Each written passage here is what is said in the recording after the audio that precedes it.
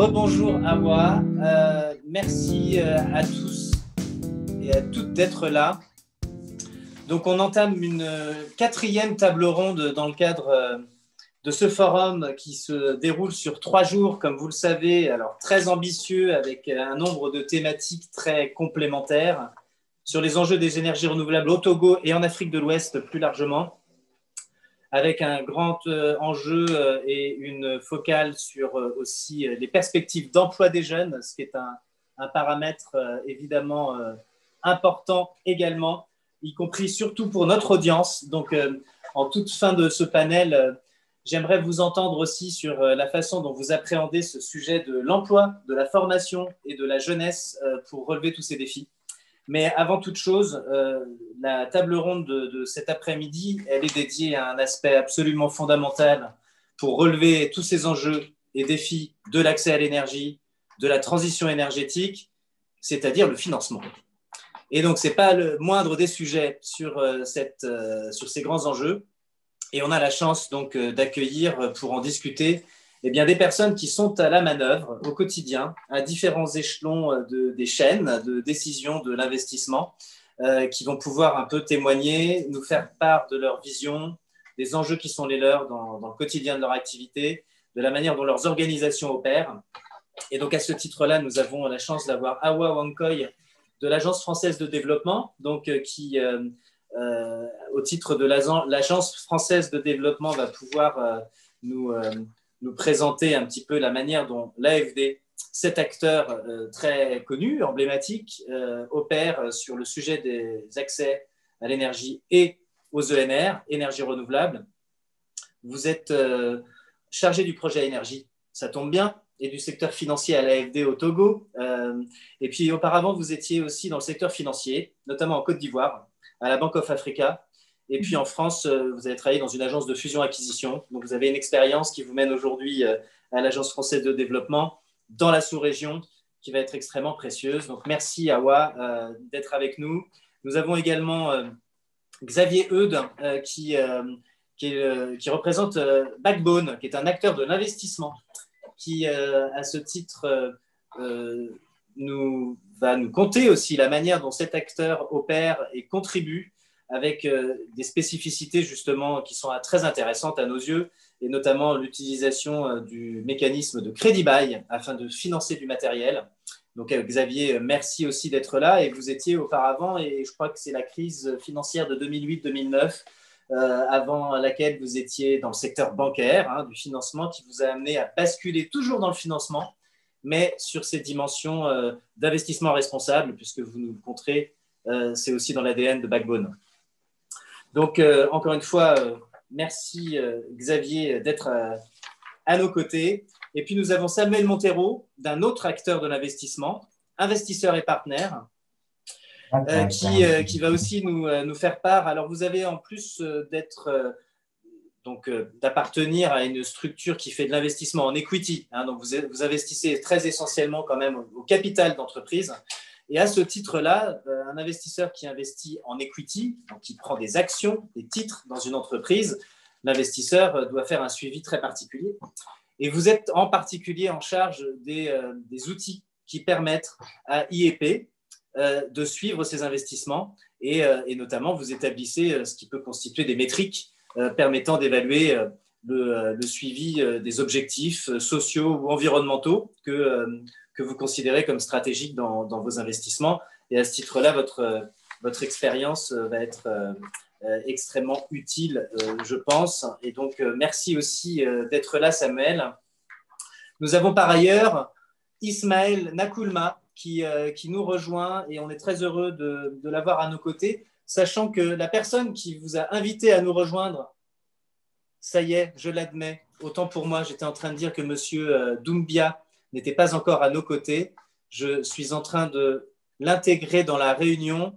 Monsieur Doumbia, bonjour.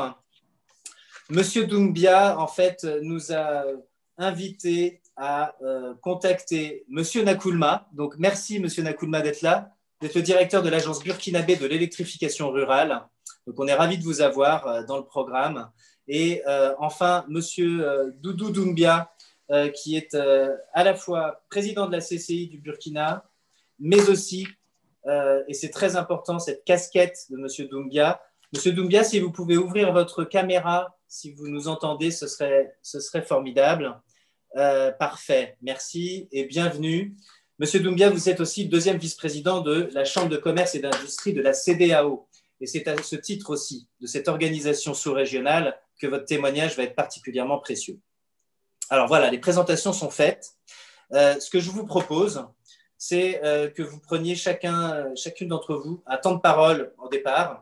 Vous allez nous évoquer un petit peu les fondamentaux de vos actions, un peu vos enjeux. Et ce premier tour de table, si je puis dire, ça sera le premier temps de notre table ronde. Et puis enfin, nous aurons ensuite une phase de dialogue ensemble. Mais ce que je vais vous proposer maintenant, c'est d'ores et déjà de se faire ces petits propos liminaires qui vont nous permettre de mieux saisir ce que vos organisations respectives menaient. Et je dirais, alors Awa, je suis navré, vous êtes la seule représentante féminine de cette table ronde. Ce n'était pas une habitude dans les tables rondes précédentes jusqu'à maintenant et les suivantes non plus, mais vous êtes la seule représentante féminine. Merci, vous sauvez l'honneur pour nous de ce point de vue. On n'a pas respecté l'équilibre en termes de genre, mais en tout cas, je dirais honneur aux dames et je vous propose, Awa, d'amorcer les discussions et nous vous écoutons. Merci beaucoup Yann. Est-ce que vous m'entendez bien? Allô? Allô, pardon, j'ai coupé mon micro pour vous dire que je vous entendais bien. Ah, ok, d'accord. On vous entend parfaitement. Ok, donc merci beaucoup Yann, merci pour cette présentation et pour l'invitation aussi. Donc c'est un plaisir pour moi de pouvoir participer à ce forum et plus particulièrement à ce panel. Donc moi, je voulais commencer mon propos rapidement pour faire un petit rappel sur le positionnement un peu stratégique et l'engagement de l'AFD pour le climat de manière générale. Donc l'AFD en fait s'engage à devenir la première institution financière 100% accord de Paris. Donc concrètement, ce que ça veut dire, c'est que l'AFD va essayer de faire en sorte dans tous ses financements de s'aligner sur la trajectoire bas carbone de nos pays d'intervention. Donc, plus spécifiquement sur l'efficacité, la transition énergétique. Donc, nous, on agit principalement de trois manières différentes. Donc, via trois canaux d'intervention. Donc, il y a le premier canal, c'est l'intermédiation financière. Donc, on va se reposer et s'appuyer sur des partenaires bancaires locaux et régionaux dans le financement de projets en faveur de la transition énergétique. Donc, pour ça, on a des outils assez spécifiques. On a donc la finance climat, qui est le financement de projets en faveur du climat, donc essentiellement des projets d'adaptation et d'atténuation. Donc, j'en veux pour exemple la ligne de crédit qu'on a signée assez récemment avec la BOAD, la Banque ouest-africaine de développement, donc une ligne de 75 millions de francs CFA d'euros pour financer des projets compatibles avec le climat, donc dans la sous-région ouest-africaine, dans l'UEMOA. Donc, cette ligne de crédit a été accompagnée d'une assistance technique pour faire du renforcement de capacité sur ces thématiques-là à la BOAD également. On utilise aussi des lignes un peu thématiques aussi dans le financement des ODD, donc avec la BIDC, la Banque d'investissement et de développement de la CEDEAO. Pareil, en août dernier, on a signé une ligne de crédit avec eux. Donc, cette ligne va permettre de refinancer des projets ODD compatibles, donc qui sont alignés sur l'accord de Paris également. Et ensuite, à une plus petite échelle, je dirais, on travaille aussi avec donc Aura Group, ici au Togo. C'est le programme SUNREF. C'est un programme, on va dire, incitatif d'efficacité énergétique avec un système de primes pour les entreprises qui ont mis en œuvre des projets d'efficacité énergétique dans leur entreprise. Et donc, à la fin, on leur donne une prime. Donc, c'est une sorte de don pour l'effort qui a été consenti. Donc là, ce que je viens d'exposer, c'est le premier canal. Vraiment, on se repose sur le système financier local et régional pour avoir un effet multiplicateur des impacts que l'on souhaite avoir. Ensuite, pour le deuxième canal, c'est donc le financement direct aux États. Donc, l'AFD finance directement les États ou des contreparties publiques pour les accompagner dans la définition et surtout dans la mise en œuvre en fait, de leur trajectoire de transition énergétique. Donc, typiquement, ce qu'on va faire dans ce cas, c'est surtout financer des projets d'accès à l'électricité, des projets d'efficacité énergétique, ou des infrastructures de production d'énergie décarbonée. Et donc là, par exemple, je vais prendre l'exemple du Togo, donc, que je connais très bien. Donc, il y a un projet qu'on est en train de mettre en œuvre, qui est le projet PEREL. C'est un projet d'accès qui, à terme, vise le raccordement de 20 000 foyers dans Lomé et dans le Grand Lomé au réseau électrique. Donc, c'est des raccordements sûrs et fiables et on contribue donc à cela dans Lomé. Après, j'ai envie de prendre un autre exemple aussi, c'est l'exemple au Burkina Faso de la centrale solaire de Zaktouli. Donc, c'est la plus grande centrale d'Afrique de l'Ouest, la plus grande centrale solaire d'Afrique de l'Ouest qui a été financée donc, par l'AFD au Burkina Faso, qui a fait un prêt à l'État burkinabé et justement avec l'Union européenne en subvention sur ce pays. Donc, vraiment, et enfin, ça, c'est le cœur de métier de l'AFD, c'est vraiment financer les États directement. Et le dernier, donc je fais vite parce que le temps est compté. Donc, le dernier vecteur, c'est le secteur privé. Donc là, c'est notre filiale Proparco dédiée au secteur privé qui va financer des opérateurs privés donc, pour financer des projets en faveur de l'efficacité la transition énergétique, pardon, dans la région et dans la sous-région également. Donc voilà pour mon premier exposé, ce sera tout pour moi. Merci beaucoup Awa pour cette entrée en matière. Je propose à Samuel qui nous entend. Samuel, j'ai votre image qui est figée. Ah non, ça y est, tout va bien. Samuel, je vous propose d'enchaîner et aussi de faire part un petit peu de la manière dont IEP opère sur ces dimensions-là. Et puis, ce qui est intéressant, je pense en particulier, et c'est votre rôle au sein de IEP, hein, c'est la dimension ESG et impact et la manière de la mesurer. Je suppose que vous allez nous parler de critères de performance, quels sont, encore une fois, les éléments qui vous permettent de flécher des investissements, de suivre la manière dont ils respectent ou non un certain nombre d'objectifs que vous avez assignés de manière partagée, hein, je suppose, avec toutes les entreprises dans lesquelles vous investissez. Et donc, je vous laisse la parole, Samuel. Merci d'avance pour vos éléments d'éclaircissement. Merci beaucoup, Yann, et bonjour à tout le monde. Je ne vais pas me faire signe si jamais... IEP, investisseur et partenaire, est donc un investisseur d'impact qui se focalise uniquement sur les PME en Afrique subsaharienne, avant tout en Afrique francophone. Donc, on est un investisseur généraliste, on n'a pas de secteur particulier. La thèse d'impact est vraiment de soutenir l'entrepreneuriat en Afrique. Donc, ça, c'est un point clé de la thèse d'investissement d'IEP. Et finalement, quand on s'est posé beaucoup les questions de qu'est-ce qu'on cherche, on va dire, comme sous-objectif, les premiers ont été avant tout des objectifs sociaux. Ça a été la création d'emplois décents, la fourniture de biens et services essentiels, etc. Et pour être assez transparent, finalement, les questions environnementales sont venues plus tard. IEP a été créé en 2002 et les premières mesures, les premières réflexions sur l'impact ne portaient pas encore sur l'environnement.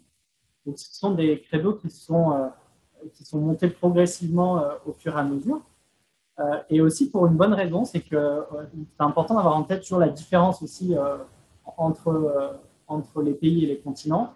C'est vrai qu'en Europe, on va avoir une vision de la transition écologique avec une optique de réduction des émissions de gaz à effet de serre, ce n'est pas le cas en Afrique où les engagements pour l'accord de Paris, la trajectoire des pays, en fait, on est dans des niveaux de développement très très faibles où il ne s'agit pas de réduire les émissions. Finalement, d'ailleurs, pour ceux qui le connaissent, on sait que l'Afrique, c'est à peu près 17% de la population mondiale et c'est en fait que environ 3-4% des émissions de CO2.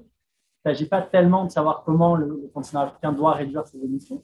Et donc, on a eu tendance, c'est vrai, au début, peut-être à, entre guillemets, ignorer cette composante-là en se sentant, je dirais pas moins concerné, mais en disant que l'action ne doit pas porter dessus. Et finalement, la réflexion a pas mal évolué en se disant que, en fait, l'Afrique est certes un faible émetteur, mais par contre, c'est aussi un continent qui subit énormément les conséquences du réchauffement climatique et de cette transition. Et c'est là-dessus qu'on a beaucoup, par contre, de réflexions. Ce sont des réflexes plutôt instaurés, parce que je repense au cas d'une entreprise au Sénégal. Je me rappelle mes collègues dans l'investissement qui me parlent qu'il y a eu une inondation et que la clinique au rez-de-chaussée en fait, a subi des dégâts des eaux, les machines ne fonctionnaient pas, etc. Et à ce moment-là, le projet ne portait que l'approche très, on va dire, plus financière de comment on rétablit les opérations. Et je leur ai dit, oui, mais il faut se poser la question. C'est-à-dire que si tous les ans, cet endroit-là est inondé, est-ce que, en fonction de quelles activités on met au rez-de-chaussée, peut-être éviter des machines, les relever par rapport au sol, voir comment on peut endiguer ça, ce sont des sujets qui sont, en fait, où on s'est dit, en fait, finalement, il faut aussi avoir une vision plus long-termiste et comment on se pose les questions de nos entreprises, comment on peut en fait, les adapter à ces conséquences du changement climatique. Une autre entreprise qu'on n'a pas, finance pas, mais qu'on connaît juste comme ça, c'est un hôtel à Madagascar qui en fait est situé donc près des côtes et avec l'élévation du niveau de la mer se retrouve presque englouti et a dû construire des murs, etc. pour essayer de se protéger. Et c'est vrai que désormais, on essaye toujours de se poser les questions quand on finance un projet, où il se situe, quels peuvent être les risques de catastrophes naturelles et de changement. Donc ça, c'est un premier point. C'est vrai que c'était un peu l'accent mis sur le côté adaptation et résilience. Ce ne veut pas dire qu'on y arrive pour toutes les entreprises, ni qu'il y a toujours des actions, mais au moins déjà se poser la question de ces sujets-là. Le deuxième point qu'on a chez IEP, c'est la vision, on va dire, assez large du financement de cette transition énergétique. C'est-à-dire que pour nous, ce n'est pas seulement financer des projets qu'on pourrait dire comme verts. Alors, évidemment, on a une entreprise qui vend des panneaux solaires au Ghana ou aussi au Nigeria. On finance des énergies renouvelables. Mais en fait, on a une vision large de ce qu'on appelle des projets verts. C'est-à-dire que c'est aussi des entreprises qui vont améliorer leur performance environnementale. Et donc, nous, on s'est fixé, par exemple, un objectif dans notre portefeuille. Alors, la moitié de ces entreprises qui ont un projet vert. Et donc, ça va être typiquement une usine assez classique qui, pour se chauffer, a changé son mode de chauffage. On a, par exemple, une boîte dans l'agribusiness qui réutilise les coques d'arachide pour se chauffer. Ce sont des boîtes qui vont, par exemple, utiliser des déchets dans l'agriculture aussi pour faire des composts ou du biogaz. On a une entreprise qui est capable de faire du biogaz. Et ça, en fait, ce sont ces réflexions-là aussi, c'est comment on amène en fait l'ensemble de l'économie vers cette transition environnementale. Et donc, se poser la question que l'environnement, ce n'est pas juste les projets dont on aime bien parler, de panneaux solaires et d'énergie renouvelable, mais c'est aussi finalement toutes les entreprises qui sont concernées. Et voilà, ça, ce sont vraiment les enjeux importants, avec évidemment un enjeu qui est le décalage, on va dire, entre l'horizon temporel de l'entreprise, où on investit sous 5 à 7 ans au sein de l'entreprise. On investit, on prend des parts du capital, mais évidemment, à un moment, on est censé ressortir et revendre l'entreprise. Et finalement, les conséquences de cette transition écologique qui sont à beaucoup plus long terme. Et là, c'est vrai que il y a souvent des arbitrages à avoir et des discussions avec les équipes, puisque les intérêts peuvent être, il faut le reconnaître, divergents sur ces sujets-là. Donc voilà un peu comment on essaye de façon très brève d'appréhender les questions environnementales chez IEP. Merci Samuel pour ces propos liminaires, puisqu'on va approfondir un certain nombre des points que vous avez soulevés, c'est une évidence, dans le second temps de cette table ronde. Xavier, je vous propose de nous faire part de la manière dont Backbone appréhende ces enjeux dans son fonctionnement, dans le type d'intervention qui sont les vôtres. Donc, je vous laisse la parole, Xavier. C'est à vous. Et vous êtes sur mute, Xavier, donc il faut que vous enclenchiez votre micro et moi, j'éteins le mien. Exact, oui, exact. Merci. Bonjour.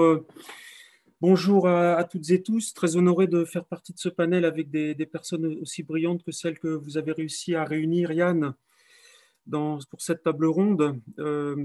Alors, effectivement, j'avais plaisir à écouter le message de Samuel précédemment, puisque quelque part, je vois qu'il y a quelques similitudes, mais avec ce que fait Backbone. On est effectivement Backbone. Je suis un des cofondateurs de Backbone, un fonds qui est encore jeune, qui a 4 ans d'existence, et qu'on a lancé avec un objectif d'apporter du financement aux PME, en partant du constat qu'il y a, comme vous le savez certainement tous, ce fameux gap, le manque de financement qu'on appelle le missing middle en anglais, qui est entre la microfinance et le financement commercial des banques.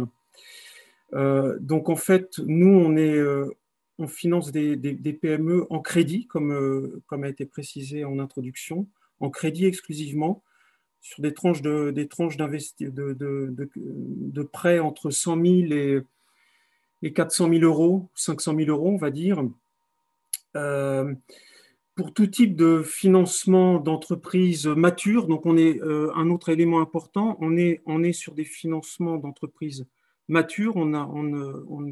Au jour d'aujourd'hui, on ne finance pas des startups, donc des entreprises qui ont 4-5 ans d'existence minimum et qui sont en phase de croissance et donc qui ont des besoins de financement classique d'une entreprise, c'est-à-dire financer du bien d'équipement, financer du fonds de roulement, de la trésorerie, donc très, très courante.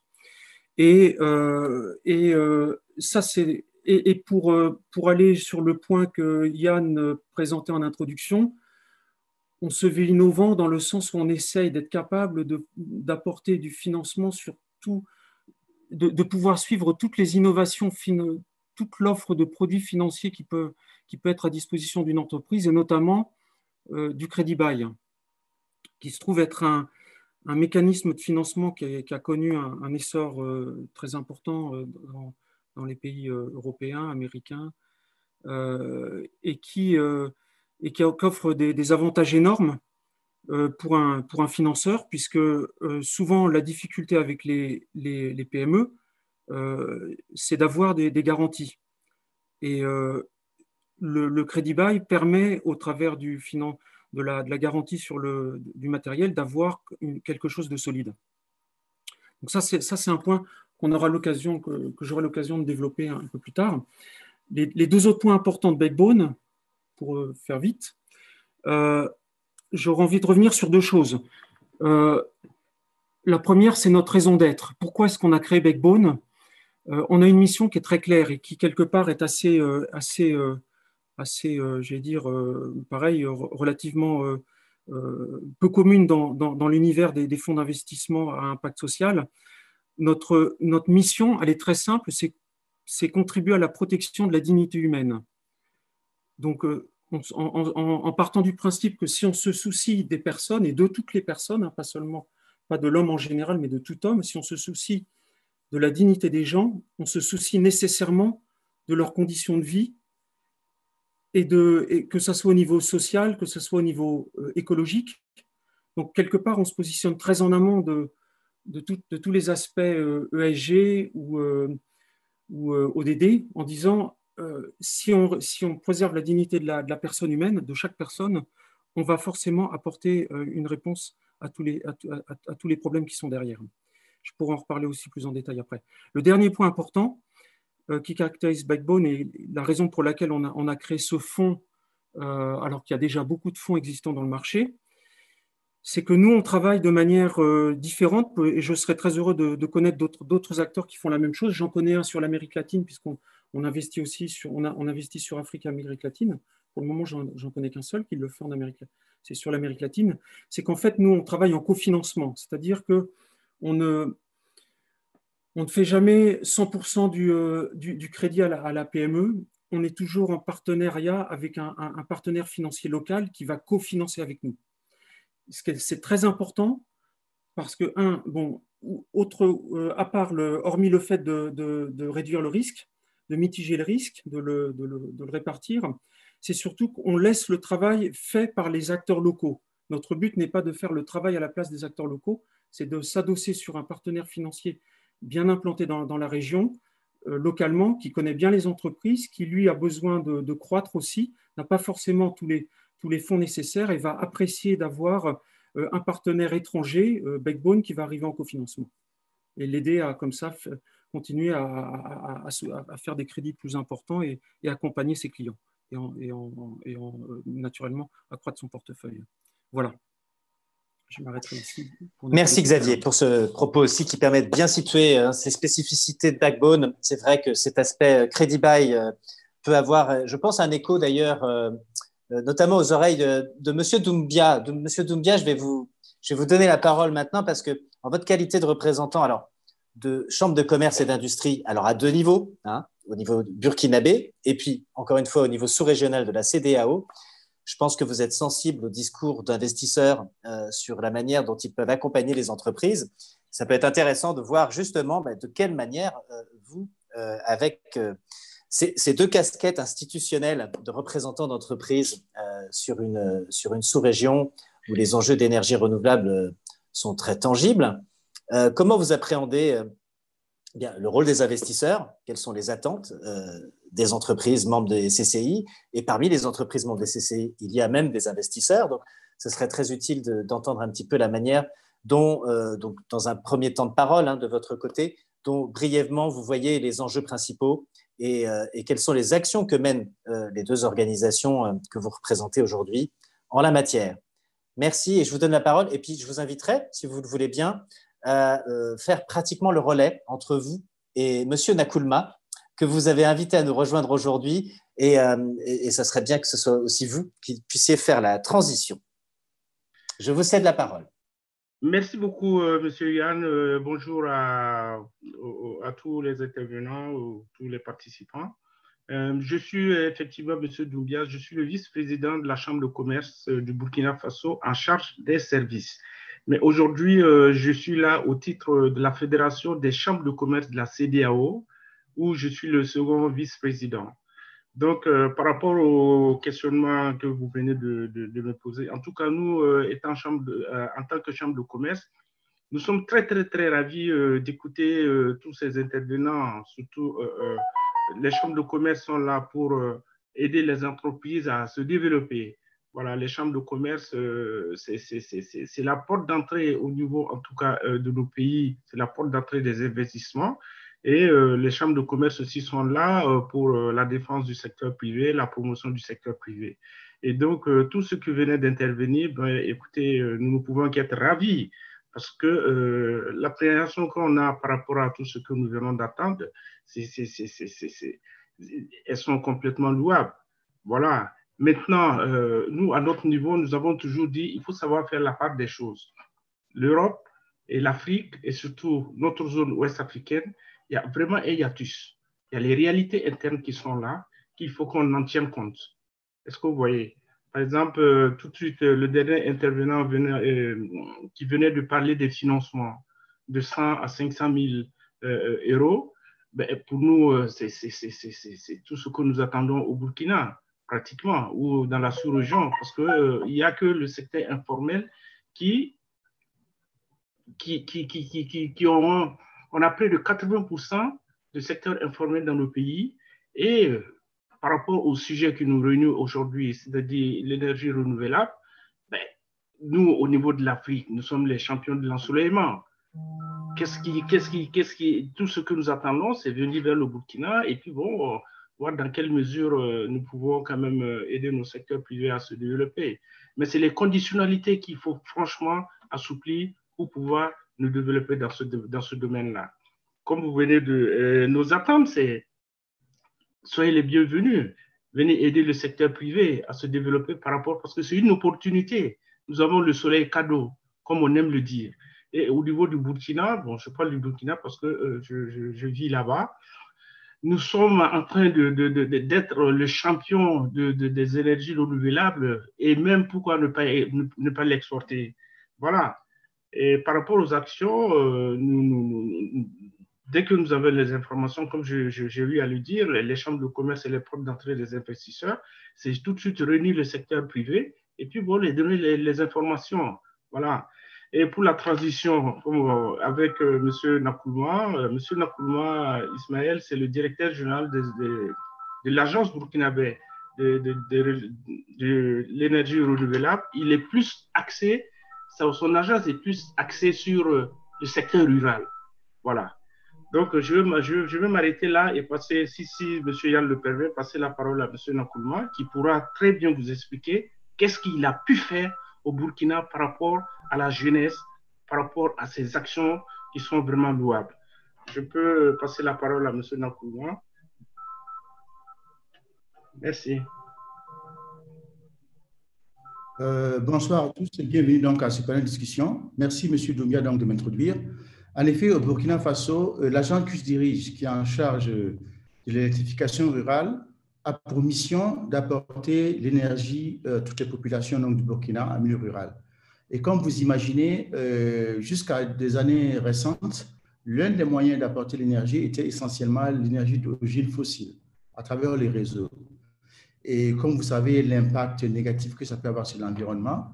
Mais Dieu merci, grâce à l'évolution technologique, nous, étant un pays avec le plus fort taux d'ensoleillement au monde, avons axé nos activités autour du solaire. Et donc, pour cela, donc, nous avons travaillé dur en utilisant une combinaison de mini-grids, de systèmes solaires individuels ou même de centrales pour pouvoir accorder les populations rurales. En 2015, nous étions à 3% de taux d'électrification rurale. Aujourd'hui, 5 ans après, nous sommes à 25% de taux d'électrification. Ce qui a permis à plus de 3 millions de personnes de plus en milieu rural d'avoir accès à l'énergie. Mais le sujet donc, qui est question ici par rapport à l'intervention, le financement de ces projets, au Burkina Faso, nous avons donc entrepris il y a quelques années des réformes très importantes en matière du secteur de l'énergie, je dirais. Nous avons créé un cadre juridique qui permet la participation du privé donc, à la production et à la distribution de l'énergie sur tout le territoire. Et cela donc permet aux différents acteurs de venir au Burkina donc, pour investir et travailler donc à non seulement augmenter l'offre énergétique, mais aussi augmenter l'accès à l'énergie donc à nos populations. À titre d'exemple, je peux vous dire qu'on a déjà signé à peu près 5 IPP à travers lesquels des privés vont pouvoir investir donc dans les centrales solaires au Burkina et chacune donc va construire une centrale entre 10 et 15 mégas par ça. Ensuite, nous avons aussi un projet majeur de centrale solaire qui implique d'ailleurs la CEDEAO pour créer une centrale sous-régionale afin de pouvoir exporter un peu donc ce que j'appelle l'or blanc que nous avons, qui n'est pas ici le coton, mais plutôt le soleil, vers les autres pays voisins tels que le Ghana, la Côte d'Ivoire et autres. Et pour ça, donc, il y a 2 centrales chacune de 150 mégas donc, qui sont en projet au Burkina. Donc, le financement des énergies renouvelables et la transition au Burkina, nous comptons énormément sur le secteur privé parce qu'il est bien connu, vu l'énormité de la tâche et des investissements requis, l'État seul n'a pas les moyens pour faire ces investissements. Donc, pour le faire, nous avons fait 2 choses. D'abord, la loi qui ouvre le secteur au privé. Et ensuite, donc, nous avons entrepris un travail de fourmi pour préparer toutes les informations préalables qui sont importantes donc, au secteur privé afin qu'ils puissent connaître comment ils peuvent se faire de l'argent quand ils viennent au Burkina en vendant de l'énergie propre. Donc, je dirais, donc, c'est des actions très importantes. Et donc, on a permis ainsi donc d'avoir à peu près plusieurs partenaires avec le projet Yellen qui est en cours. Il y a 18 entreprises qui ont postulé et qui va leur permettre de venir donc investir directement au Burkina dans le domaine de l'énergie. Donc, pour compléter un peu ce qui est dit jusqu'à présent, nous, les actions que nous menons aujourd'hui, c'est mettre en place un cadre juridique essentiel à l'investissement privé. Deuxièmement, apporter un accompagnement du privé au cas où cela est nécessaire pour pouvoir leur assurer un minimum de retour sur investissement. Mais pour parler des jeunes, ou alors peut-être qu'on pourra en parler après, l'électrification rurale, il y a l'accès, mais il y a l'utilisation de ce qu'on fait de l'énergie. Et donc, aujourd'hui, nous avons ouvert un volet important à l'acquisition d'outils pour l'usage productif de l'énergie. C'est-à-dire qu'aujourd'hui, quand on va en milieu rural, nous essayons de voir quelles sont les filières porteuses, quelles sont nos opportunités d'activité des jeunes dans ces localités et nous apportons donc un accompagnement pour qu'ils puissent avoir accès soit tout simplement à un forage solaire pour développer de l'activité de maraîchage, soit tout simplement, je dirais, moins de 100 € pour pouvoir démarrer une boutique pour pouvoir vendre de la glace ou alors conserver les produits. Donc, bref, nous nous attelons donc à accompagner en milieu rural la jeunesse et les femmes surtout pour la création d'emplois qui permettent donc l'utilisation politique de l'énergie. Et comme vous le savez tous, donc, avec donc ces approches-là, ces populations qui vont pouvoir créer de la valeur, vont pouvoir créer de la richesse et ainsi sortir donc de la précarité. Donc, pour le moment, je m'arrêterai là donc, sur mon intervention, donc sur l'agenda populaire. Merci, merci Monsieur Nkoulma, merci Monsieur Doumbia pour ces propos liminaires aussi. Donc, On a déjà, grâce à vos interventions dans ce premier temps, un cadre qui nous montre un petit peu les prérequis pour la réussite de financement de projet. Vous venez d'insister, Monsieur Nakoulma, sur l'importance du cadre légal, qui permet de rassurer des investisseurs, des candidats à l'investissement pour venir investir dans ces projets à énergie renouvelable qui peuvent encore une fois aujourd'hui être considérés comme risqués et à ce titre-là ne pas être suffisamment attractifs. Et donc le cadre légal et la sécurité juridique que vous évoquez, c'est évidemment un point très sensible et stratégique. Vous venez d'évoquer également, et donc là je pense qu'on peut poursuivre la conversation autour de cela, mais c'est peut-être sous l'appellation de contenu local que j'évoquerai vos derniers points sur l'importance de greffer à côté des projets d'accès à l'électricité et notamment des ENR, les plus-values sociétales que l'accès à l'énergie peuvent générer, donc en termes d'écosystèmes sur les territoires qui sont corrélés au sujet de l'énergie, mais qui ne sont pas dédiés spécifiquement à l'énergie. Vous venez de l'évoquer, l'entrepreneuriat, et en particulier l'entrepreneuriat féminin, l'activité agricole.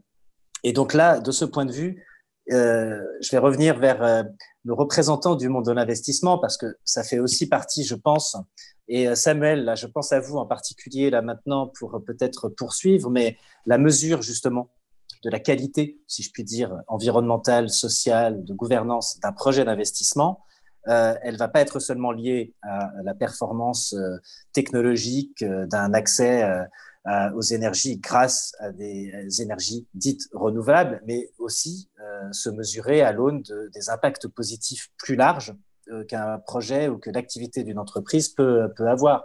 Donc, j'aimerais bien vous entendre peut-être sur la manière dont vous agrégez peut-être ces différentes dimensions dans votre façon de flécher vos investissements.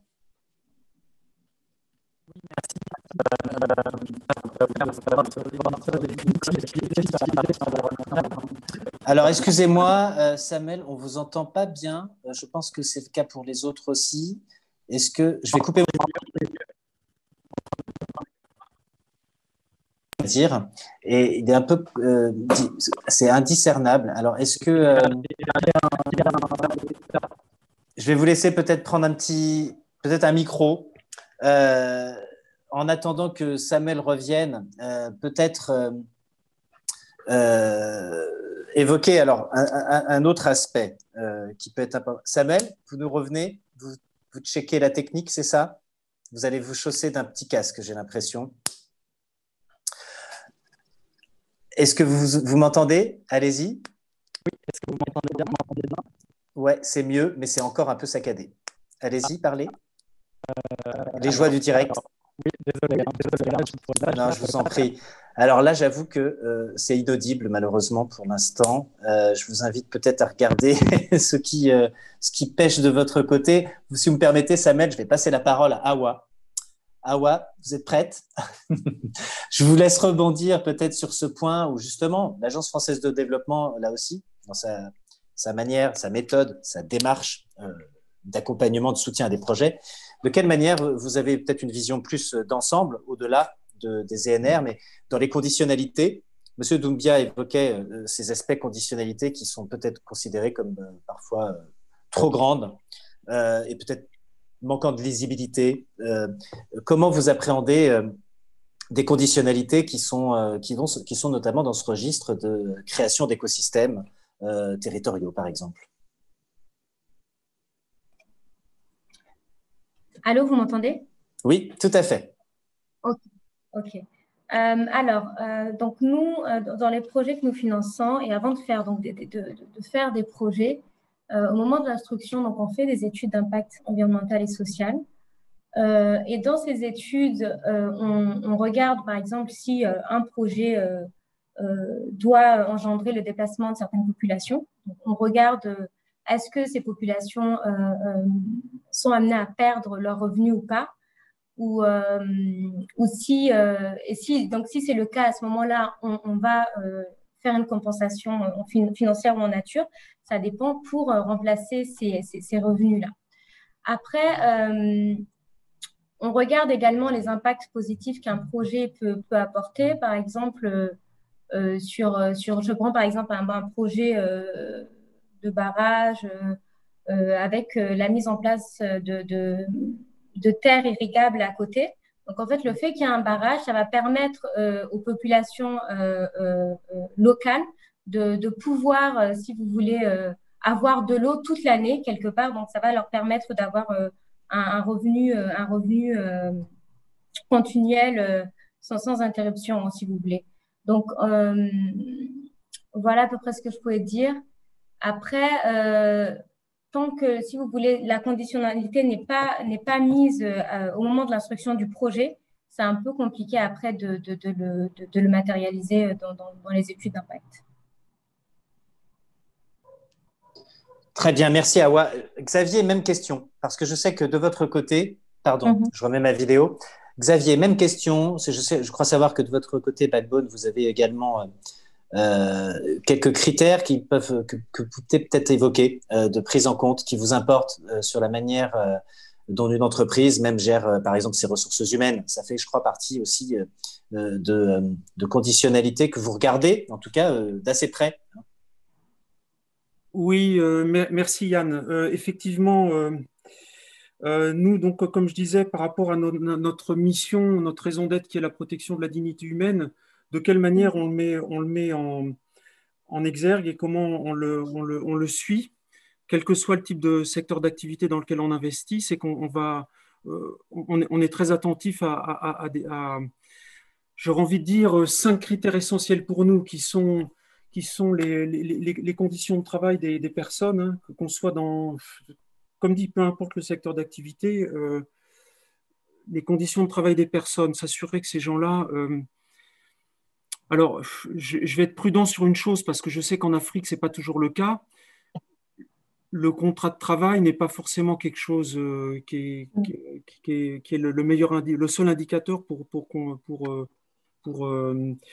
vérifier si une entreprise prend soin de ses employés, mais ce que l'on fait attention, c'est aux rémunérations, à la bienveillance du dirigeant, à la bienveillance du porteur du projet par rapport aux ressources humaines. Donc, les rémunérations des employés, et tous les aspects non rémunération, tels que l'accompagnement, les aspects extra-salariaux, la participation aux frais de santé du salarié ou de sa famille, les participations aux frais de scolarité. Et ça, je peux vous dire que on travaille sur Afrique, Amérique latine et un peu marginalement sur l'Asie. Quels que soient les continents, on a toujours pu constater que ces aspects-là sont des aspects indispensables et réels pour mesurer le bien-être de l'employé. Un autre aspect qu'on regarde de manière avec beaucoup d'attention, c'est l'opportunité qui est offerte aux employés des projets ou des PME qu'on finance, l'accès à la formation. Et là, on est pile dans le thème de ce forum depuis 3 jours. Sur ces 3 jours, c'est effectivement, il doit y avoir un impact sur l'amélioration des compétences des personnes, des employés. On est après attentif à des aspects bien entendu, on regarde les aspects de qualité de vie au travail, c'est-à-dire, alors c'est très subjectif, mais des choses qu'on a pu aussi constater de manière très récurrente et transversale sur tous les continents, c'est la manière dont l'entreprise ou un projet va vivre avec ses employés, les fêtes, la célébration des fêtes religieuses, la célébration de tout un tas d'événements importants comme les anniversaires, etc. C'est et croyez-moi qu'avec l'expérience, on a constaté que c'est un très bon indicateur pour sentir la manière dont un entrepreneur traite la dignité de ses employés. J'espère que je n'ai pas été trop long dans mes détails. Non, merci. Ce que je propose, c'est Ismaël et Samuel, je reviendrai vers vous. J'ai constaté que vous aviez fait une nouvelle connexion avec un micro supplémentaire. Ismaël, vous vouliez prendre la parole. Je vous en prie. Oui, justement, pour rebondir un peu sur les différentes interventions, Je crois qu'il y a les conditionnalités, il faut les voir en deux parties. Étant moi-même acteur du secteur de l'énergie dans le cas du Burkina et encourageant la participation donc, du privé, il y a des conditionnalités financières qui parfois mettent la barre relativement haute pour certaines entreprises locales, soit en termes de chiffre d'affaires requis, ou alors un nombre d'années d'expérience. Et ça, parfois, ça fait des barrières parce que, comme vous savez, c'est une industrie nouvelle. Et quand on demande à certaines entreprises ou des startups d'accumuler un certain seuil de revenus pour une durée assez récente, ce n'est pas forcément évident. Donc, à ce côté, des conditionnalités qu'il faut revoir. Mais en effet, je trouve très intéressant dans toutes les idées autour des conditionnalités en termes d'impact environnementaux et sociaux, parce qu'effectivement, il faudra que toutes les initiatives prises puissent justement bénéficier à l'amélioration des conditions de vie des populations et à l'essor donc pour une vie beaucoup plus digne. Je vais terminer sur l'aspect formation. Au Burkina, on a formé 5000 jeunes en 2009 dans les métiers du solaire. Parce que ce qu'on a cher Ismaël, sur la formation, si vous permettez, cher Ismaël, sur la formation, on va terminer notre panel sur le sujet. Gardez ça en réserve, si vous permettez. Je me permets de vous interrompre à ce moment-là, parce que gardons ça pour la fin. Et je vais repasser la parole à Samuel. Et ensuite, Monsieur Doumbia, je vous laisserai réagir évidemment sur ce qui vient d'être dit, sur ces aspects conditionnalité. Samuel, est-ce que vous pouvez reprendre tout à l'heure, vous entendez pas, sur la manière dont IEP, justement, prend en compte, au-delà de l'aspect ENR et accès à l'énergie, peut-être les aspects impact locaux plus largement? J'espère que vous m'entendez cette fois. C'est mieux, allez-y. Ok, merci beaucoup. En tout cas, j'espère que ça va fonctionner cette fois. Il y a un petit écho, mais on vous entend mieux, beaucoup mieux. Okay. Bon, désolé, allez-y. Je ne sais pas quoi faire. Non, allez-y, allez-y. Je vois qu'il y a un autre micro qui... Est-ce que Ismaël, vous pourriez peut-être couper votre micro au cas où? Parfois, c'est ça qui fait écho. Mais je ne suis pas sûr. Non, bon. Désolé. Donc, chez IEP, je vais être très bref s'il y a des échos. Non seulement l'écho, mais l'Arsène aussi. Est-ce que vous avez coupé le vôtre? Ouais, vous avez deux. Je vais réessayer.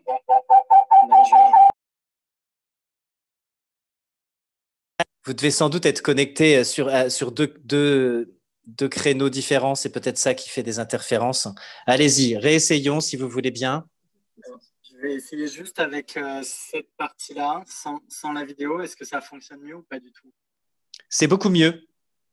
Bon, voilà, je ne sais pas pourquoi, j'ai l'impression que je n'arrive pas à tout avoir, mais… Bon, là, on vous entend. On n'a pas l'image, mais on vous entend parfaitement. Et on vous voit par ailleurs. Très bien, allez-y. Tenez un téléphone.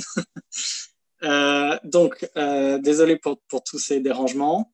Donc, chez IEP, en fait, ce qu'on a construit, en fait, des petits outils maison, donc, qui ne sont pas des grandes mesures, mais en tout cas, on s'est fait des fichiers Excel sur une analyse, on va dire, plus risque au départ, donc quand on parle surtout de ESG, où on a un certain nombre de checklists et de questions qu'on va poser sur différentes dimensions, évidemment sociales sur les conditions de travail, mais aussi sur l'environnement, les risques de déforestation, la gestion des déchets, l'utilisation de l'eau, de l'énergie, etc. En fait, on s'est fait vraiment une liste de sujets sur lesquels on souhaite discuter avec les entreprises pour essayer de se rendre compte si on a en tout cas des risques. Donc là, on a sur cette partie-là davantage une optique éviter d'avoir des impacts négatifs. Ça, c'est le premier point, évidemment, d'essayer en tout cas de ne pas soutenir des projets qui vont avoir des impacts négatifs. Et ensuite, pour plutôt avoir un alignement avec notre test d'impact, identifier les opportunités, on a développé une petite scorecard, donc c'est une grille de notation interne, où on a essayé de se dire, je sens quels étaient nos piliers sur les créations d'emplois, la formalisation de l'emploi, le fait est-ce que l'équipe était locale ou non, par exemple, et donc des dimensions aussi sur l'environnement. Et dans ce cas, on a fixé nous-mêmes en fait des thématiques où on a essayé de se faire des grilles de notation où on va essayer de se demander, on va attribuer 0 points si on est dans cette situation, 2 points dans celle-ci et 4 points dans une autre, par exemple. Donc voilà, là, c'est vraiment une construction maison qui permet finalement, il a fallu avant débattre de quels étaient les piliers les plus importants. On a évidemment dedans la partie sur l'environnement que l'on souhaite. D'ailleurs, on est en train de travailler dessus pour justement aussi l'améliorer, mais ça n'empêche qu'on restera sur un côté assez grille de notation où il faudrait essayer de se rendre compte sur les risques d'érosion du sol, de déforestation, à quel point l'entreprise est résiliente ou pas. On va faire plusieurs thématiques dedans, mais ça, c'est un outil plutôt interne. Les seules méthodologies qu'on utilise assez classiques, c'est les questions du bilan carbone, où pour toutes nos entreprises, on collecte un certain nombre de données sur les consommations électriques, en essence, etc.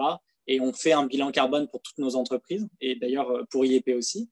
Voilà, c'est peut-être la méthodologie la plus aboutie et classique. Le reste est plutôt un outil interne qui a été construit. Merci Samuel. Et la qualité du son était parfaite là, donc ça y est, poursuivons avec votre téléphone portable. Monsieur Doumbia, je vais vous laisser réagir à ce qui vient d'être dit. Ce qui est intéressant, je pense, à ce titre-là, c'est qu'il y a eu un exposé un petit peu des conditionnalités qui peuvent être signifiées par les acteurs de l'investissement avant et pendant la vie d'un investissement. Ce serait peut-être intéressant de vous entendre sur ce que cela peut éventuellement constituer comme obstacle pour vous, pour vos adhérents, pour vos membres, et quelque part, et on peut le comprendre, que ce soit parfois un frein à certains projets ou certaines activités. Est-ce que vous pouvez donc vous exprimer un petit peu sur le sujet, sachant que je demanderai à tous les panélistes également quel est selon eux l'obstacle principal quelque part qu'ils rencontrent dans leurs actions, parce que c'est toujours important aussi de connaître et d'identifier la nature des obstacles. Je vous en prie, Monsieur Doumbia. Merci bien, Monsieur Yann. Avant de rebondir à votre questionnement, je voulais juste signifier aux partenaires financiers tels que l'AFD qui effectivement parlaient de conditionnalité en amont et pendant l'exécution, et les conditionnalités sont quand même rudes pour les PME en Afrique de l'Ouest. Et moi, j'aimerais plus que avant, même pendant l'étude de faisabilité, il serait souhaitable de s'approcher des PME qui sont sur le terrain. Parce que généralement, c'est du précuit qu'on nous envoie, sans nous insérer dans le traitement des dossiers. C'est ça qui pose problème. Comme j'ai eu à le dire à mes avant-propos, la réalité en Europe et la réalité sur le terrain de nos pays sont complètement différentes. Les problèmes que les PME rencontrent au Burkina, c'est les mêmes problèmes au Togo, c'est les mêmes problèmes au Mali, c'est les mêmes problèmes en Côte d'Ivoire. Voilà. Parce que, au fait, les problèmes sont situés à quel niveau? Parce que le secteur informel est extrêmement développé. Et je pense qu'il ne faut pas se voiler le visage en ne reconnaissant pas l'existence du secteur informel. Le secteur informel est très, c'est pratiquement près de 80% du secteur privé dans toute la zone CEDEAO. Est-ce que vous voyez? Or, l'employabilité, c'est eux. C'est eux. Et donc, tant que vous ne revoyez pas les conditionnalités, nous allons toujours tourner en bourrique. Ça ne va vraiment rien donner par rapport au développement même de nos pays. Moi, je crois que les conditionnalités sont la base même de l'évolution d'un secteur privé fort dans nos pays. Il faudra vraiment, c'est un cri de cœur que je lance aux différents agents de financement pour que, en préparant les dossiers, il faut connaître réellement qu'est-ce qui se passe sur le terrain. Voilà. Par exemple, comme l'a dit M. Ismaël et M. Nakoulma, au Burkina Faso, on a allégé parce qu'au départ, pour avoir accès à un marché, mais les conditionnalités faisaient que les entreprises qui naissaient ne pouvaient pas du tout. Donc, on retrouvait les mêmes entreprises. On vous parle d'un chiffre d'affaires de 5 milliards pour quelqu'un qui n'a même pas encore commencé. On vous demande des références techniques de 5 ans pour quelqu'un qui vient de commencer. Mais où est-ce que ces entreprises vont sortir ces références-là pour pouvoir postuler? C'est pratiquement impossible. Et comme au Burkina, on a réfléchi sur ça, on a pratiquement tout allégé. Les conditionnalités vont de l'entreprise naissante à la grande entreprise. Chaque canevas a ses conditionnalités pour pouvoir accéder au financement. Moi, je pense qu'il faudra que les agences de financement prennent le cas sur le Burkina et puis essayer d'implémenter ça sur toute l'Afrique de l'Ouest, que je connais. Les autres, je ne sais pas, mais je parle dans le cadre de la CEDEAO, donc j'essaie d'englober la CEDEAO pour que la réflexion soit menée. Voilà ce que je pouvais porter comme critique par rapport aux conditionnalités de financement dans le secteur privé. Merci beaucoup, monsieur. Merci, Merci, Monsieur Doumbia. Awa, je vais vous donner la parole parce que c'est vrai que là, on est confronté donc à un obstacle manifestement et manifeste rencontré par un certain nombre d'opérateurs économiques en très grand nombre, ce qui représente le secteur informel. Alors, ça constitue un obstacle pour une institution comme l'Agence française de développement aussi, je suppose. Alors, comment vous l'appréhendez pour réduire au maximum ce qui pourrait un peu constituer un entonnoir finalement trop étroit et qui fait finalement que beaucoup d'opérateurs peuvent être écartés de certains nombres de projets.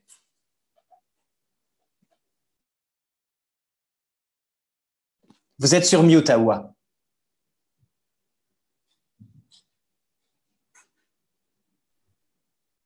Bon, ok, là c'est bon normalement. Vous m'entendez? Allô? On vous entend parfaitement. Allez-y. Ok, donc pour répondre un peu à Monsieur Doumbia, donc je suis d'accord, je suis d'accord avec vous. Parfois les critères. Donc là, en fait, vous parlez des critères qui sont dans les dossiers d'appel d'offres, c'est ça, dans le cadre de mise en concurrence pour des marchés. C'est vrai que parfois les critères sont élevés. En fait, on a des standards de base qu'on applique. Et on s'est effectivement retrouvé dans des cas où les standards qu'on avait mis étaient tellement élevés qu'on a dû déclarer infructueux certains marchés parce qu'il n'y avait pas la perle rare, entre guillemets, qu'on recherchait.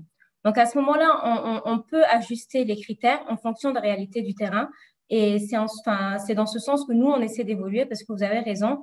Le Sénégal, le Mali, c'est pas la France, c'est pas la Belgique. Chaque pays a ses réalités. Et on essaie au mieux, en tout cas, d'essayer d'ajuster tous les critères aux réalités de nos pays d'intervention. Après, on a quand même des standards donc sur tout ce qui est ES. J'entends quand vous dites que c'est vrai que c'est très lourd en termes d'études ES, de plans de gestion environnementale et sociale. Et c'est vrai que ça nous pose beaucoup de problèmes dans la préparation des projets parce que toutes les conditions ne sont pas réunies. Mais en même temps, il faut qu'on s'assure que le projet n'aura pas un impact négatif, que ce soit sur l'environnement ou même d'un point de vue sociétal. Donc, on est obligé quelque part de suivre aussi, ces standards-là je veux dire, on est quand même une banque de développement et on a quand même des principes et il faut aussi protéger l'humain de toutes les manières, dans le cas, dans les règles de l'art. Alors, moi, pour répondre un peu à votre question, Yann, sur le point bloquant, le problème principal qu'on rencontre dans la mise en œuvre de nos actions, moi, je dirais que c'est un peu l'impréparation des projets. Donc, je m'explique.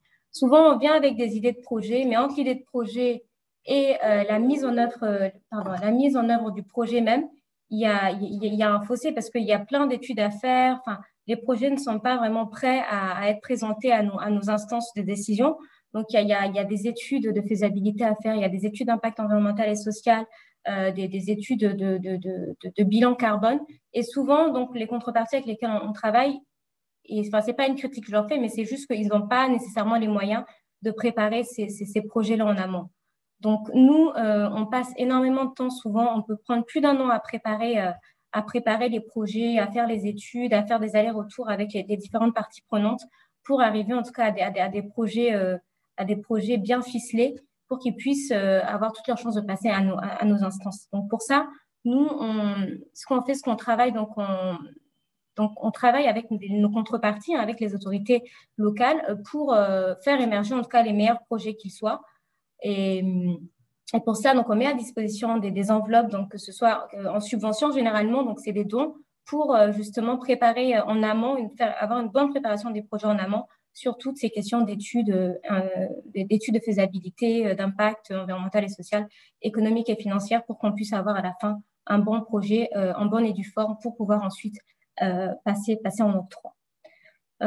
Donc, voilà ce que j'avais à dire sur cette première question. Merci, Awa. Xavier, je vais vous donner la parole pour évoquer peut-être ce que vous considérez comme étant l'obstacle principal que vous rencontrez jusqu'à maintenant dans vos actions et comment vous parvenez à les surmonter. Oui, alors, merci Yann. Là, oui, c'est intéressant. En fait, c'est très intéressant. Je rejoins juste en en 2 secondes un commentaire. Je suis tout à fait ce qu'a dit M. Doumbia. J'aime bien aussi ce qu'a dit Madame Aoua. Je suis tout à fait d'accord avec ça et j'aurai peut-être l'occasion d'en reparler un peu après. En termes d'obstacle principal, vous voyez, chez nous, Backbone, on est un fonds jeune qui a 4 ans d'existence, donc on est encore très jeune. Nous, comme dit, on travaille avec des partenaires locaux. Donc, c'est de cette manière-là, d'ailleurs, que ça répond tout à fait à ce que dit M. Doumbia. C'est de cette manière-là que c'est pas nous qui portons un jugement sur le projet, c'est le partenaire local. Et ça, c'est très important parce que justement, le partenaire local, il est sur le terrain, il connaît son métier. Partant de là, nous, en tant que jeunes fonds, aujourd'hui, le principal obstacle qu'on a, c'est d'avoir le sponsor financier qui va nous aider dans la levée de fonds. Parce que, comme dit encore une fois, en tant que jeune fonds, ce n'est pas facile d'avoir la crédibilité auprès d'investisseurs.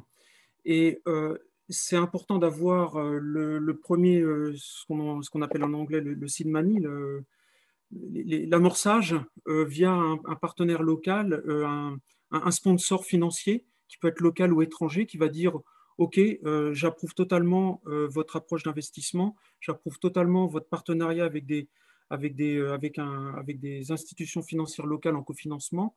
Votre fonds d'investissement, votre financement est bien sécurisé et je viens en tant que seeder et à vous d'aller chercher les fonds supplémentaires. » Et ça, je peux le détailler de manière plus précise sur un projet. Peut-être, Yann, voulez-vous que j'en parle plus tard, mais sur un projet. Oui, pas tout de suite, parce que c'est vrai que le temps passe, malheureusement, et donc j'aimerais qu'on fasse un petit point aussi sur d'autres questions. Merci. Peut-être, Samuel, de votre côté aussi, très brièvement, encore une fois, l'obstacle principal que IEP peut rencontrer aujourd'hui, qui peut générer de votre côté de la frustration à ne pas suffisamment accélérer les investissements qui sont devenus tellement urgents sur tous ces enjeux d'accès à l'énergie et d'énergie renouvelable de façon générale. En quelques mots, quel est l'obstacle principal que vous rencontrez encore aujourd'hui ? Oui, alors je pense que ça rejoint finalement les propos un peu de tout le monde. Je pense que le principal obstacle, c'est parfois l'absence d'existence d'offres locales. Je l'ai évoqué que nous aussi, IEP, c'était parfois de transformer un certain nombre d'entreprises pour les essayer qu'elles gèrent mieux leurs déchets, qu'elles utilisent des énergies renouvelables. Mais encore faut-il qu'il existe des solutions localement. Et c'est vrai qu'on le voit que là, il y a un peu un décalage parfois entre des attentes et des possibilités localement. Et donc, on a eu plusieurs cas d'entreprises où on évoquait de pouvoir recycler les grandes quantités de plastique et on me disait, oui, mais en fait, il n'y a personne qui est capable de venir récupérer ça et de les traiter. Ou comme à Madagascar, je me rappelle d'une usine qu'on avait où ils voulaient installer des panneaux solaires. Et en fait, ça a été très compliqué entre déjà vérifier la solidité du toit, trouver un partenaire qui pouvait installer quand même suffisamment une grande quantité de panneaux solaires, les faire venir à Madagascar, etc. Et en fait, quelque chose qui pourrait paraître assez simple dans certains pays peut être très difficile dans d'autres et devient donc des actions assez complexes finalement à mener, donc du temps à mobiliser. Et on le sait que tout le monde est d'ailleurs un peu débordé avec beaucoup de sujets à traiter. Ce ne sont pas les seuls à traiter. Donc, je dirais que effectivement, l'écosystème existant étant limité, ça contraint beaucoup les possibilités en fait, d'amélioration. Merci de la concision, Samuel. Monsieur Nkoulma, je pense que c'est l'occasion aussi d'évoquer la notion d'écosystème que Samuel Montero vient d'aborder, m'amène à la notion de partie prenante. Parce que la réussite de ces projets-là aussi dépend d'une bonne collaboration entre différentes parties prenantes. Quelles sont les parties prenantes essentielles, selon vous, à la réussite des projets, notamment dans les ENR ? Donc, merci donc pour cette question. À notre niveau, nous sommes ceux qui orchestrons l'intervention donc de différents intervenants, enfin, différents acteurs dans le secteur rural. Donc, nous, les principaux intervenants à ce niveau, c'est les partenaires techniques et financiers, pour qu'il y ait une bonne adéquation entre la durée de l'investissement et la durée du financement. C'est une très bonne chose à ce niveau-là, donc c'est très important qu'il y ait une adéquation à ce niveau. Donc le partenaire financier est très important à ce niveau. Deuxièmement, des entreprises locales capables de faire le travail selon certains standards donc, de qualité qu'il faut. Et dernièrement, donc, quelque part, l'implication des communautés locales qui sont, elles, les communautés bénéficiaires de ces différents investissements, afin qu'elles puissent comprendre le bienfait de certains investissements, de certains travaux qui seront faits, afin qu'elles puissent participer donc dans le processus d'information, tout ce qui doit être pris en compte dans la transition, enfin dans les dédommagements sur le plan environnemental et social. Donc, c'est très important donc, que les partenaires financiers, les communautés locales et les entreprises soient vraiment très, très alignés donc, sur ce qui doit être fait. Parce que, par exemple, pour une centrale solaire, vous arrivez, le foncier est une question essentielle. Donc, les communautés locales doivent donc pouvoir se réunir, donc, et identifier la terre qu'il faut, la donner dans les bonnes conditionnalités et permettre donc de faire tout le processus administratif autour de ça. L'ouverture des couloirs pour tirer les lignes, il faut que les communautés locales acceptent qu'on traverse leur champ. Et souvent, il y a des arbres qui sont parfois sacrés. Donc, tout ça, leur participation est très, très importante donc, dans la réussite donc, et même l'appropriation du projet et des technologies qui vont venir. Merci, merci Ismaël. Monsieur Doumbia, sur cet aspect essentiel pour les réussites de projet que constitue une bonne collaboration entre les parties prenantes, qu'est-ce que vous pourriez nous dire sur ce que cela représente? Monsieur Yann, je n'ai pas grand-chose à ajouter parce que Monsieur Nkoulma venait de tout élucider.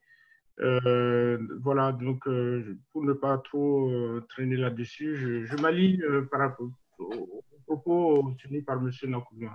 Merci. Entendu. Écoutez, c'est parfait. Comme ça nous fait gagner un petit peu de temps sur le temps contraint dans ce type d'exercice, hein, surtout que nous sommes en distanciel, donc on ne voit pas le public et ses réactions. Et je pense que de toute façon, jusqu'à maintenant, et je l'espère, ils trouvent nos échanges intéressants. Je vous propose qu'on passe à une troisième question que je vais vous poser à chacun de vous aussi. On vient d'évoquer l'obstacle principal que vous pouvez rencontrer jusqu'à maintenant, l'importance de l'association des parties prenantes. Alors, maintenant, j'aimerais vous entendre sur s'il y avait une condition principale à réunir pour booster vos projets, ce serait laquelle? Samuel, je commence par vous. Oui, alors nous, chez IEP, il y a souvent ce trait d'humour qu'on fait dans nos séminaires où on dit que les 3 facteurs clés pour la réussite d'un projet, c'est 1, l'entrepreneur, 2, l'entrepreneur et 3, l'entrepreneur. Puisque c'est vrai qu'en fait, quand on finance des PME, quand on finance un ou une entrepreneur, en fait, la partie prenante clé et finalement la condition clé de la réussite, c'est vraiment l'entrepreneur. Et sur ces sujets-là, c'est même du coup la sensibilisation de l'entrepreneur à ces sujets, que ce soit les sujets sociaux ou environnementaux. Parce que en fait, on le sait, tout le monde a en fait un agenda très chargé. Il y a plein de sujets à faire, plein d'actions à réaliser. Et donc, ce qui va être important, c'est à quel point l'entrepreneur va être prêt à consacrer du temps à ces sujets, va être prêt à formaliser l'entreprise, à la structurer, à penser aux conditions de travail de ses employés, à penser à la question des déchets. Et c'est vrai qu'on le voit tout de suite, ça peut être un blocage quand la personne n'est pas suffisamment sensibilisée ou prête à avancer sur ces sujets. On va avoir en fait des difficultés pour justement pouvoir les porter. C'est-à-dire qu'on a beau nous avoir conscience que c'est un processus d'amélioration. Il ne s'agit pas de dire que les entreprises sont ni parfaites du jour au lendemain, ni même qu'on peut tendre vers un certain idéal. Mais c'est vrai que quand on investit, on a toujours cette volonté d'améliorer un certain nombre de pratiques. Et dans ces cas-là, l'entrepreneur va être clé, vu que c'est évidemment la personne qui dirige l'entreprise et qui va devoir mettre en œuvre justement ces actions-là. Merci Samuel. Ça mérite d'être très précis. Voilà, l'esprit d'entreprise, c'est aussi des personnes et donc l'incarnation de l'entrepreneur. On voit l'importance qu'il peut avoir, notamment dans le prisme d'analyse d'un investisseur comme IEP. Xavier, d'un mot aussi peut-être, quelle est la condition qui vous permettrait de booster vos activités?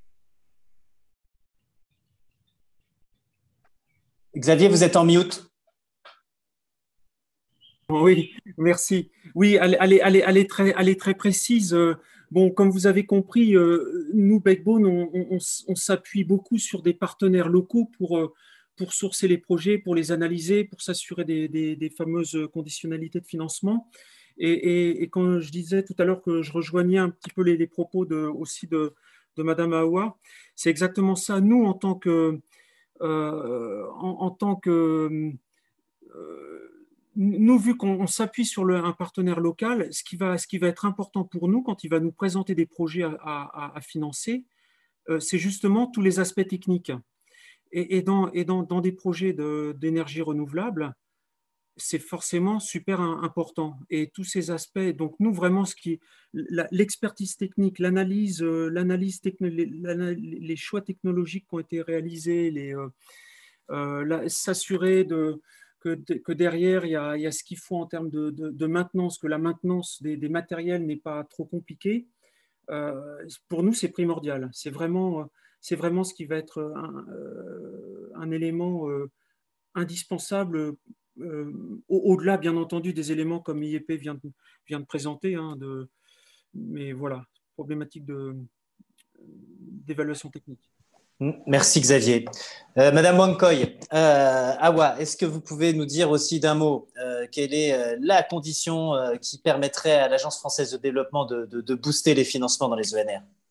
Je vais rejoindre ce que Xavier disait. Donc, c'est vraiment des projets bien préparés, des projets mûrs avec toutes les études qui sont prêtes et en bonne et due forme. Parce que les fonds, je pense qu'ils sont disponibles, mais la partie qui est compliquée, c'est de convaincre le banquier ou l'investisseur qui est en face que voilà, le projet est bancable. Si aujourd'hui vous investissez dedans, demain ça fonctionnera. Donc, pour ça, il faut des études solides et que tout soit respecté dans les normes, quoi. Donc, c'est la condition, moi, que je vois. Merci. Alors, on voit bien les propos de la part des représentants de l'investissement. C'est un peu le cadre, c'est la qualité du dossier. Alors, la qualité de l'entrepreneur, comme Samuel l'évoquait, mais c'est aussi un peu la qualité du dossier qui est présenté. Après, c'est son degré de complexité qu'il faut sans doute adapter pour répondre à un contexte aussi particulier, local.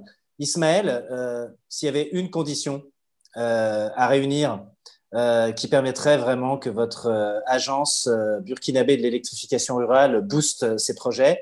Ils sont déjà en nombre, vous l'évoquiez tout à l'heure, mais s'il y avait une condition à réunir là aujourd'hui pour les booster, ce serait laquelle? Je vais peut-être déroger à la règle. Je ne crois pas qu'il y ait une seule condition, mais j'ai eu la chance dans ma vie passée d'avoir travaillé dans les capital risques aux États-Unis. En fait, la question fondamentale ici, c'est dérisquer les investissements. Et dérisquer les investissements, en fait, c'est une question de perception. Tout, je repars donc à toutes ces questions d'exigence, d'études, de ceci, de cela. C'est vrai qu'un bon investissement, c'est là où quelqu'un arrive à bien mesurer les risques dans lesquels il s'investit et les opportunités qui en dérivent. Mais cette mesure du risque et d'investissement, elle est fonction de la connaissance intime de l'opportunité et du terrain. Malheureusement, les cadres génériques standards qu'on applique pour un investissement X, je puis vous dire que dans le contexte africain, on doit être plus innovant. Et là, j'appelle vraiment les investisseurs à innover dans leur capacité d'imaginer des critères de sélection, des critères d'évaluation qui sont nettement endogènes. Et je le dis vraiment parce que c'est dans ce blocage. Je suis moi dans mon contexte assis. Comme le dit Awa tout à l'heure, il y a beaucoup d'argent disponible pour être investi. Je suis là, je vois des milliers d'opportunités sur le terrain, mais la perception des uns et des autres est l'élément le plus important. Donc, dérisquer le risque, c'est avoir notre dialogue, ça va être une autre discussion par rapport à comment évaluer l'opportunité elle-même. Donc, voilà, moi je crois que c'est plutôt la perception des uns et des autres et comment approcher le dialogue. C'est ça pour moi fondamentalement, donc j'apporterai comme contribution à ce niveau.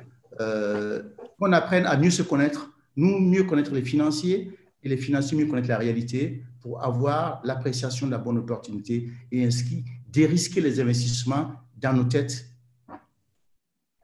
Merci Ismaël. Je constate, et c'était prévu, que Awa vient de nous quitter. Elle nous avait informé qu'elle devait nous quitter vraiment à l'heure pile. On va terminer, on s'accorde encore 5 minutes si vous voulez bien. J'ai une dernière question pour vous qui concerne tout particulièrement l'audience de ce forum sur 3 jours qui, comme vous le savez, s'adresse très particulièrement à la jeunesse togolaise et de la sous-région. Les ENR sont facteurs de création d'emplois, c'est indubitable. Encore une fois, par contre, quels sont les leviers qui, selon vous, seraient nécessaires à activer pour donner des perspectives à la jeunesse afin qu'elle peut-être trouve un emploi, crée leur emploi dans le secteur des énergies renouvelables. Monsieur Doumbia, est-ce que sur ce point, vous auriez un message à nous transmettre? Oui, bien sûr, Monsieur Yann. Pour permettre quand même à l'éclosion de la jeunesse dans l'entrepreneuriat, il y a Monsieur Nakulman qui venait de tout dire, et moi je veux rajouter, il faut de la flexibilité. Il faut surtout de la flexibilité, et pourquoi ne pas créer le tutorat? Voilà. Par exemple, si je prends le cas du Burkina, où je pense bien, M. Nakulman pourrait me confirmer, pourrait confirmer ou infirmer, l'agence de développement, l'agence de M. Nakulman, je crois qu'il y a une part du financement de l'ASD, je ne sais pas, de l'Union européenne, un truc comme ça. Il pourrait me confirmer ou m'infirmer. Mais voilà un entonnoir où les financements peuvent venir se loger. Et maintenant, les petites et moyennes entreprises vont en profiter. En fait, j'essaie de revenir un peu en arrière par rapport à votre question. Voilà un entonnoir où les financiers peuvent venir. Voilà, la garantie, c'est là. Et maintenant, l'agent sait quelle est la petite et moyenne entreprise qui est capable de faire ci, de faire ça, en fonction de la réalité de chaque pays et de chaque terrain. Merci. Donc oui, en effet, par projet, investir via le tutorat les jeunes pour qu'ils soient embarqués dans les projets et apprennent le métier et les aspects techniques. Est-ce que Ismaël, vous voulez ajouter quelque chose sur ce point et peut-être l'illustrer? Et encore une fois, très rapidement, parce que le temps commence à être très contraint. Comme l'a dit M. Doumbia, nous travaillons dans ce sens. Et pour continuer, c'est un peu lié à la question précédente. Quand on parle de création d'emplois de jeunes, à notre niveau, ce n'est pas de l'emploi où ils sont employés, mais éventuellement où ils sont entrepreneurs, éventuellement. Donc, pour ça, on doit essayer donc de dérisquer pour pouvoir attirer plus d'argent. Et au niveau de l'agence de l'électrification rurale, qu'est-ce qu'on a fait? On a identifié des filières porteuses qui sont dans l'agriculture, qui sont dans la chaîne de froid, pas mal d'activités ainsi. Ils ont formé 5000 jeunes. Et donc, à travers ça, donc, nous les accompagnons pour qu'ils puissent avoir le microcrédit pour acheter le congélateur et faire la petite activité derrière. Notre but, c'est de montrer que ça marche et qu'il y a du business. Et pour dire que Burkina is open for business, le monde rural is good business. Pour que les gens viennent investir dans ça, voir comment ça se peut faire de l'argent, et que les privés maintenant prennent le relais de l'agence publique que je suis pour pouvoir investir directement dans ces jeunes-là qui, justement, n'attendent juste que souvent une simple tondeuse ou un simple appareil de téléphone pour être photographe ou une simple photocopieuse pour créer un travail de secrétariat. Il y a pas mal d'opportunités d'application une fois que l'énergie arrive, mais le problème fondamentalement, c'est l'acquis de l'outil de production, l'acquisition de l'outil pour pouvoir travailler. Et donc, nous, on croit beaucoup plus à l'entrepreneuriat des jeunes. Donc, ce que, comme je disais tout à fait, nous avons un programme actuellement où dans 156 localités, je crée des tisseurs de paille traditionnels à travers des machines à tisser solaires. J'investis dans des congélateurs solaires, j'investis dans des forages solaires, j'investis dans des kits de coiffure, pas mal d'éléments comme ça qui vont permettre aux jeunes donc de prendre ces outils-là à un prêt donné, enfin, à des conditionnalités de financement relativement flexibles pour leur permettre de rembourser donc sur la durée et se créer un emploi. Maintenant, je vais juste terminer sur le point, c'est la durée du prêt par rapport à la capacité de remboursement de l'individu. C'est vrai que des prêts, je dirais quasiment pas de consommation, c'est bon sur 2-3 ans pour limiter le risque du prêt de l'investisseur, mais vu l'opportunité que nous avons en milieu rural, en réalité, on doit créer un parcours pour amorcer à un niveau donné. Donc, au début, nous donnons donc des délais de remboursement de 4 à 5 ans, ce qui est quand même trop long quand vous imaginez pour un congélateur, de façon classique. Donc, nous élargissons cela pour leur permettre non seulement de rembourser, avoir des conditions de vie acceptables et surtout créer un cumul de richesses pour pouvoir financer l'autre activité. Donc, ce que je veux dire à ce niveau-là, il faut quelque chose de complet, le financement, et nous, en tant qu'agence publique, dérisquer les investissements pour encourager le secteur privé financier à accompagner les entrepreneurs donc ruraux, les jeunes et les femmes. Merci, M. Nakulma. Xavier, je veux bien aussi votre point de vue sur la manière dont on met du baume au cœur aussi à toute cette jeunesse qui a envie de s'investir sur ces sujets-là. Quelle est cette dimension-là? Comment vous la prenez en compte chez Backbone? Très rapidement, encore une fois, Xavier. Oui, je vais faire vite. Merci Yann. Effectivement, pour répondre au public qui nous écoute, très très rapidement, j'en reviens à l'émission de Backbone pour contribuer à la protection de la dignité humaine de chaque personne. C'est entre autres par le travail et par l'accès au travail. Et on l'a. Et si chez Backbone on a décidé de cibler les PME, c'est qu'on a considéré, alors sauf à ce que je me trompe, mais on a considéré que les PME sont un levier pour créer de l'emploi beaucoup plus important que, par exemple, la microfinance. Comme dit, c'est un avis. Et pour votre histoire, sachez que si on s'appelle Backbone, parce que dans la littérature de la Banque mondiale, il est dit que the SMEs are the backbone of the economy. Les PME sont le squelette de l'économie et la Banque mondiale précise pourquoi, parce que c'est elles qui créent le plus d'emplois. Donc ça, c'est la première chose. Et pour faire très court, la deuxième chose, c'est que, outre le financement des PME, qui est donc notre quotidien, parmi tous les projets qu'on finance, on a notamment une branche éducation. Et j'en termine en disant qu'on a, par exemple, on finance par exemple au Cameroun, pour donner un simple exemple, une école qui fait avec 1600 élèves, une école privée mais qui s'adresse à la population locale, donc vraiment à tout type de revenus, et on finance l'agrandissement de l'école parce que c'est une école qui a beaucoup de succès. Donc, et parce que l'accès à l'emploi, c'est d'abord déjà aussi un accès à la lecture, l'écriture, la formation générale. Merci Xavier. Bon, donc ça veut dire que financer un projet peut très bien être additionné au financement d'un cursus de formation dans le même temps et que cela contribuerait à résoudre ces différentes équations assez complexes. Samuel, peut-être un mot sur ce sujet de l'emploi des jeunes et les perspectives que tout ce secteur d'activité des ENR se profile. Qu'est-ce que vous pourriez dire sur ce sujet à propos d'IEP en 1 minute? Oui.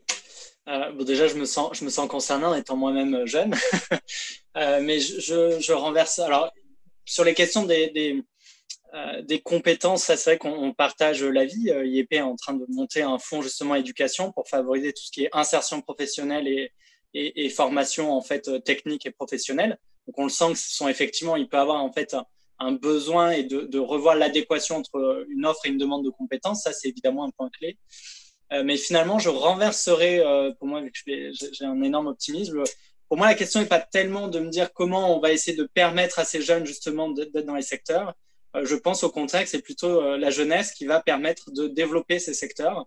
Je pense qu'on a des nouvelles générations qui arrivent en étant très sensibilisées à ces enjeux, avec l'envie d'intégrer les dimensions sociales et environnementales, avec l'envie de donner un sens à leur travail. Et je pense que ce sera plutôt l'inverse, c'est-à-dire que ça va être vraiment cette jeunesse qui va au contraire porter le développement des secteurs des énergies renouvelables, les secteurs d'entreprises plus responsables et sociales. Donc, j'ai un optimisme très important sur la suite grâce à la jeunesse justement qui arrive. Merci Samuel de cette touche d'optimisme parce que c'est celle-ci qui doit primer et c'est une question de perception comme Ismaël l'évoquait tout à l'heure, c'est que tous ces enjeux-là ils dépendent aussi de la perception de toutes les parties prenantes telles qu'on vient de l'évoquer. On va être obligé malheureusement de clore cette table ronde. Encore une fois, vraiment merci. Je pense que c'est exactement le cadre que l'on souhaitait. Alors, Affectio Mutandi et Africa Mutandi, on est ravis d'être co-organisateurs de ce forum, qui est un cadre vraiment qui vise à faire coopérer les parties prenantes. Donc, tous autant que vous êtes autour de cette table ronde et toutes les tables rondes du forum, elles ont vocation justement à mieux se connaître, se rencontrer, découvrir les contraintes des uns ou des autres. C'est du distanciel, c'est du virtuel, mais on n'a qu'une seule hâte, c'est de vous retrouver en physique, sur le terrain, pour justement que ces rencontres ensuite fassent prospérer des projets très concrets avec des impacts tangibles sur le terrain. Je vous propose maintenant de clore. Je vous remercie tous pour votre contribution. Et puis, j'invite tout notre public à nous retrouver tout à l'heure à 17h, heure de Lomé, 18h, heure de Paris, pour la 3e et dernière table ronde de la journée qui sera dédiée à l'économie sociale et solidaire. Et donc, je vous souhaite une bonne soirée à tous. Merci de votre attention, merci de vos contributions et à très bientôt.